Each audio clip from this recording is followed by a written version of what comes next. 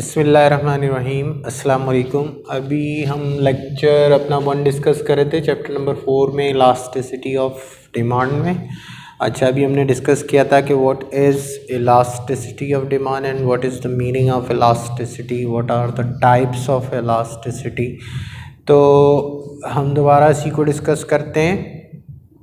देखें, law of demand हमने अभी डिस्कस किया है। लॉ ऑफ डिमांड हमें सिंपली ये बताता है कि किसी चीज़ के प्राइस बढ़ेंगी तो क्वांटिटी डिमांड कम हो जाएगी, और अगर किसी चीज़ की प्राइस कम होगी तो उसकी क्वांटिटी डिमांड बढ़ जाएगी। मगर वो हमको ये नहीं बताता कि कितना परसेंट चेंज आएगा किसी चीज़ की प्राइस में, तो कितना परसेंट चेंज आएगा उस चीज़ की क्वांटिटी डिमांड में।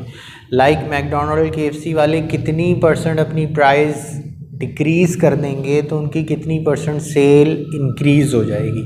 ये चीज़ हमें बताती है प्राइस इलास्टिसिटी ऑफ डिमांड। अच्छा, अब हम अभी डिस्कस कर रहे हैं इसको ग्राफिकली पढ़ने से पहले और इसकी मेजरमेंट करने से पहले कि वो क्या फैक्टर हैं जो इफ़ेक्ट करते हैं किसी चीज़ की प्राइस इलास्टिसिटी पे। तो ये फैक्टर्स इम्पॉर्टेंट फैक्टर हैं जो इफ़ेक्ट करते हैं कि प्राइस इलास्टिसिटी ऑफ डिमांड पे। इस पर सबसे पहले हम डिस्कस करेंगे नेचर ऑफ कमोडिटी या प्रोडक्ट। देखो, डिफरेंट प्रोडक्ट की इलास्टिसिटी ऑफ डिमांड डिफरेंट होती है। अभी हम पढ़ेंगे कि price elasticity of demand less elastic भी होती है, मोर इलास्टिक भी होती है, इन इलास्टिक भी होती है, परफेक्टली इन इलास्टिक भी होती है, परफेक्टली इलास्टिक भी। तो ये डिपेंड करता है इन फैक्टर पे कि वो नेचर ऑफ प्रोडक्ट क्या है। अगर वो नेसेसरी है, नेसेसिटीज़ है, या वो लग्जरीज़ में आता है। ठीक है, अगर जो नेसेसिटीज़ हैं उनकी जो इलास्टिसिटी होती है वो लेस इलास्टिक होती है या परफेक्टली इन इलास्टिक होती है। लाइक नेसेसरी आइटम क्या है? फूड आइटम है। लाइक फूड आइटम में हम क्या ले लें कि आटा है, चीनी है, मिल्क है, दूध है। ये चीज़ की प्राइस लेस इलास्टिक होती है, यानी कि ये लोगों की बेसिक नेसेसिटीज़ हैं। इन बेसिक नेसेसिटीज़ की प्राइस का चेंज इनकी क्वांटिटी डिमांड में इतना चेंज नहीं करता। नॉर्मली अगर इनकी प्राइस बहुत ज़्यादा इंक्रीज़ हो जाती है तब भी इनकी क्वांटिटी डिमांड में इतना ज़्यादा चेंज नहीं आता, क्योंकि लोग खरीदेंगे। ठीक है जी। इसीलिए गवर्नमेंट भी जो टैक्स इम्पोज करती है वो ऐसे नेसेसिटीज़ आइटम पे करती है। लाइक आप इलेक्ट्रिसिटी ले लो, वो नेसेसिटी है, वो आपको एक सर्टेन यूज़ करनी है। घर की लाइटों को जलना है, घर के एक सर्टेन जो फैंस हैं उनको ऑन होना है, चलना है, क्योंकि वो हमारे लिए नेसेसिटी है। इसी तरह पेट्रोल है, पेट्रोल नेसेसिटी में आता है, तो गवर्नमेंट टैक्स इम्पोज किस पे करती है? पेट्रोल की प्राइसेस बहुत ज़्यादा फ्रिक्वेंटली चेंज होती हैं, क्योंकि उन्हें पता है कि लोग इसकी कंजप्शन कम नहीं करेंगे। अगर गवर्नमेंट को टैक्स से रेवेन्यू जनरेट करना है तो वो क्या करेगी? नेसेसिटी आइटम की प्रोडक्ट की प्राइस के ऊपर टैक्स इम्पोज करेगी, क्योंकि उनको पता है कि इसकी डिमांड में प्राइस की वजह से इतना चेंज नहीं आता। ठीक है, तो नेचर। इसी तरह अगर लग्जरी प्रोडक्ट्स होंगी, लाइक हमारे पास कार हैं, स्प्लिट है, LED TV हैं, इनकी डिमांड मोर इलास्टिक होती है। कि इनके प्राइस का थोड़ा सा चेंज इनकी डिमांड में बहुत ज़्यादा चेंज लाता है। क्यों चेंज लाता है? क्योंकि ये लोगों के लिए नेसेसरी नहीं है। ठीक है, ये लोगों के लिए कंफर्ट के लिए, लग्जरी के लिए, एंटरटेनमेंट के लिए, तो लोग इनकी परचेज को पोस्टपोन कर सकते हैं कि हम वेट कर लेंगे, हम बाद में ले लेंगे। तो इस वजह से जो इलास्टिसिटी ऑफ डिमांड है वो नेचर ऑफ प्रोडक्ट उसमें बहुत ज़्यादा इंपॉर्टेंट है। अच्छा, दूसरी बात, किसी भी प्रोडक्ट की इलास्टिसिटी ऑफ डिमांड में उसका नंबर ऑफ सब्स्टिट्यूट्स का होना, कि कितने सब्स्टिट्यूट्स मार्केट में अवेलेबल हैं, ये बहुत ज़्यादा इंपॉर्टेंट होता है।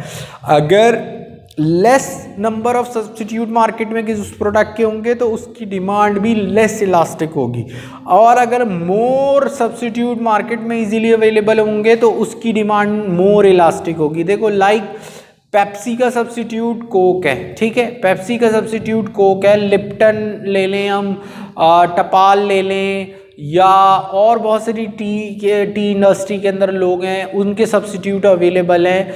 और या टी का सब्स्टिट्यूट हम लाइक कॉफ़ी को भी ले सकते हैं। लोग अगर टी की प्राइस इंक्रीज़ हो जाए तो लोग कॉफ़ी की तरफ चले जाए, जो उनको उसकी इतनी ब्रांड लॉयल्टी नहीं है। इसी तरह अगर मूवलिंग की प्राइस का ज़्यादा चेंज हो जाए तो मूवलिंग और ये टेलीकम्युनिकेशन में हमारे पास जोंग है, हमारे पास जैज़ है, मूवलिंग जैज़ तो एक है, टेलीनॉर है, ये हम और हमारे पास यूफोन है, ये सब्स्टिट्यूट है। अगर सब्स्टिट्यूट अवेलेबल होंगे तो उसकी प्राइस मोर इलास्टिक होगी। मोर इलास्टिक मतलब कि अगर जैस या मूवलिंग वाले या जोंग वाले अपनी प्राइस बढ़ाएंगे तो लोग यूफोन पे कन्वर्ट हो जाएंगे, वो इजीली सब्स्टिट्यूट अवेलेबल है। तो इस वजह से उसकी जिन चीज़ों के मोर सब्स्टिट्यूट मार्केट में अवेलेबल होते हैं उनकी प्राइस क्या होती है, मोर इलास्टिक होती है। यानी कि रिलेटिवली इलास्टिक होती है या मोर इलास्टिक। इसका मतलब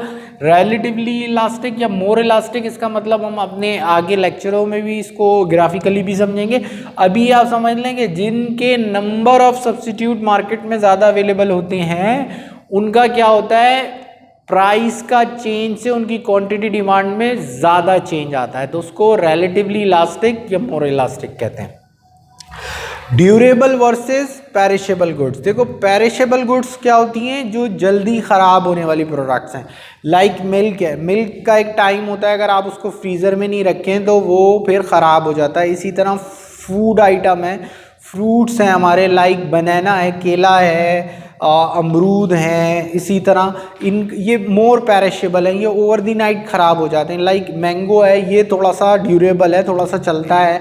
हमारे पास अनार है, ग्रेप्स मोर पेरिशेबल है, ग्रेप्स तो अंगूर जो है वो जल्दी ख़राब हो जाते हैं। तो इसकी डिमांड भी क्या होती है, मोर इलास्टिक होती है, कि क्योंकि ये पेरिशेबल है। और ड्यूरेबल की जो प्राइस है, ड्यूरेबल का क्या होगा कि भाई अगर ड्यूरेबल प्रोडक्ट है, लाइक कार है और एलईडी है और फर्नीचर है, तो ऐसे जो ड्यूरेबल आइटम है इनकी परचेज को पोस्टपोन कर सकता है कंज्यूमर। ठीक है, इनकी परचेज को आज नहीं, अगर इसकी प्राइसेस बढ़ रही हैं तो वो डिले कर सकता है कि यार मैं जब इसकी प्राइसेस अभी स्टेबल हो जाएंगी या वापस सही हो जाएंगी तो इसको हम परचेज करेंगे। तो ड्यूरेबल आइटम की जो है उसकी परचेज पोस्टपोन्ड हो जाती है, इसलिए उसकी मोर इलास्टिक होती है। पेरिशेबल आइटम है, वो बिकने वाले, उनको पता है कि इसकी जो डिमांड है वो इन इलास्टिक या लेस इलास्टिक हो सकती है, क्योंकि वो फ़ौरन से उसको कंज्यूम करना ज़रूरी होता है। हमारे पास इतनी चॉइस नहीं होती और वो नेसेसिटीज़ में आता है। तो पेरिशेबल गुड्स हो या ड्यूरेबल गुड्स हो, ये भी प्राइस इलास्टिसिटी पे काफ़ी इम्पैक्ट करती है। अच्छा, चीज़ों का प्राइस लेवल का होना भी, प्राइस लेवल, कुछ चीज़ें बहुत ज़्यादा एक्सपेंसिव होती हैं और कुछ चीज़ें हमारी लेस एक्सपेंसिव होती हैं। जो चीज़ें हमारी ज़्यादा एक्सपेंसिव होती हैं उसके अंदर हमारी इन्वॉल्वमेंट परचेज़ के टाइम पे बहुत बढ़ जाती है।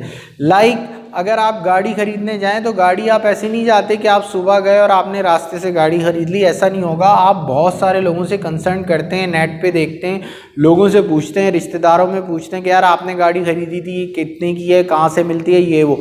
तो जिसकी प्राइस ज़्यादा होती है उसमें बाइंग इन्वॉल्वमेंट डिसीजन ज़्यादा हो जाते हैं, तो उसकी प्राइस क्या होती है, लेस इलास्टिक होती है। जिसकी प्राइस बहुत ज़्यादा लो होती है प्राइस लेवल, उसमें हम इतनी इन्वॉल्वमेंट नहीं होती कि अगर हमें कोई सब्ज़ी लेनी है और हमें फ्रूट कोई अपील करता है, बहुत ज़्यादा फ्रेश कोई फ्रूट है तो वो अपील करता है, तो हमारा उसका प्लान नहीं होता बट हम उसको ख़रीद लेते हैं। तो उन चीज़ों की इलास्टिसिटी पे भी उसका इम्पैक्ट होता है ना। तो जो लो प्राइस है उसकी हम इनइलास्टिक डिमांड या लेस इलास्टिक होती है। जो हाई प्राइस होते हैं प्रोडक्ट, उनकी प्राइस मोर इलास्टिक होती है। लाइक उनके अंदर अगर प्राइस का ज़रा सा चेंज होता है तो लोगों का बाइंग बिहेवियर बहुत ज़्यादा चेंज हो जाता है। कंज्यूमर लॉयल्टी भी इलास्टिसिटी के अंदर बड़ा इंपॉर्टेंट रोल होता है इसका, कि कुछ ऐसी चीज़ें हैं कि जिसमें कंज्यूमर लॉयल्टी ज़्यादा है। लाइक के अगर कोई पर्टिकुलर ब्रांड है, लाइक कार्स में हम देख लें, सुजुकी के ड्राइवर्स हैं या टोयोटा का कस्टमर है या होंडा का, तो वो अगर ब्रांड लॉयल है तो उसकी प्राइस का इफेक्ट उसका क्वांटिटी डिमांड पे इतना ज़्यादा नहीं होता, ठीक है। इसी तरह कोई पर्टिकुलर ब्रोस्ट खाता है या कोई पिज़्ज़ा खाता है, किसी KFC से वो ब्रोस्ट ले लेता है, या वो पिज़्ज़ा हट का पिज़्ज़ा खाता है या किसी का, तो उसका वो लॉयल है, उसको टेस्ट उसका बहुत ज़्यादा उसको लाइक करता है वो, तो उसकी प्राइस का इफेक्ट इतना ज़्यादा नहीं होगा, तो वो लेस इलास्टिक उसकी डिमांड होगी। क्योंकि लोग अगर लॉयलिटी आ जाती है तो प्राइस सेंसिटिविटी इतनी ज़्यादा नहीं होती। तो ये भी चीज़ बड़ा मैटर करती है कि अगर कंज्यूमर लॉयलिटी ज़्यादा है तो फिर उसके अंदर उसकी प्राइस लेस इलास्टिक होगी, अगर कंज्यूमर लॉयलिटी कम है तो उसकी प्राइस मोर इलास्टिक होगी।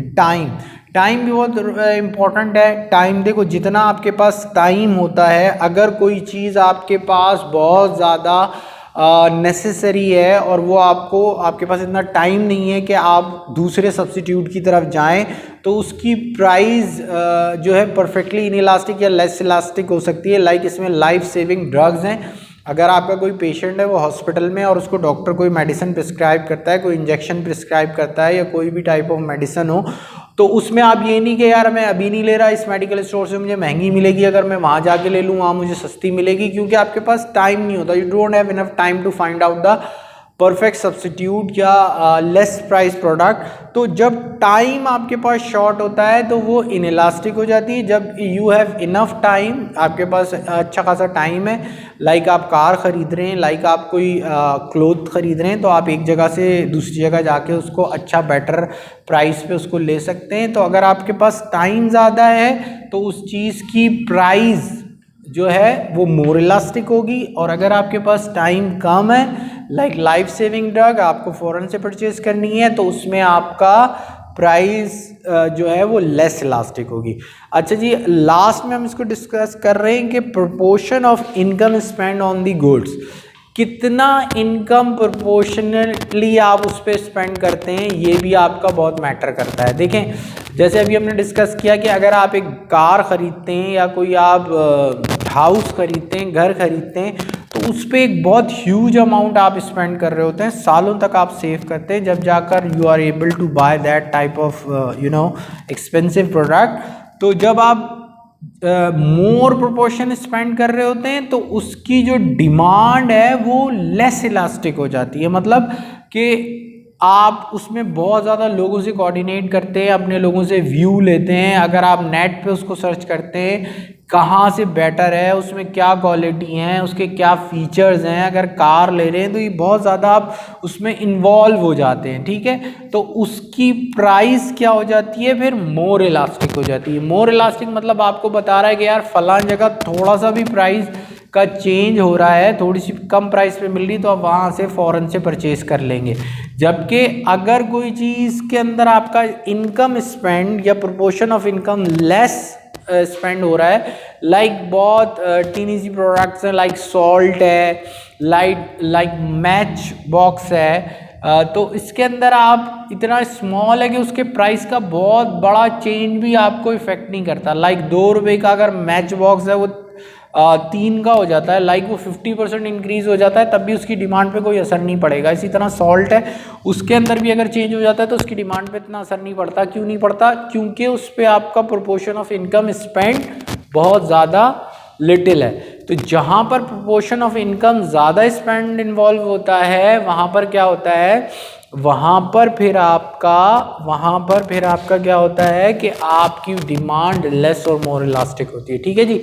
तो factor determining the price of elasticity of demand हम डिस्कस कर रहे थे। इसके अंदर हमने क्या डिस्कस किया, हमने nature of product, nature of commodity या product, number of substitute, durable goods and perishable goods, price level, consumer loyalty, time and proportion of income spend on goods, ये बहुत ज़्यादा मैटर करते हैं। तो इस लेक्चर में अभी इतना ही, फिर इंशाल्लाह हम नेक्स्ट लेक्चर में प्राइस इलास्टिसिटी ऑफ डिमांड को डिस्कस करेंगे। Thank you so much. अस्सलाम वालेकुम।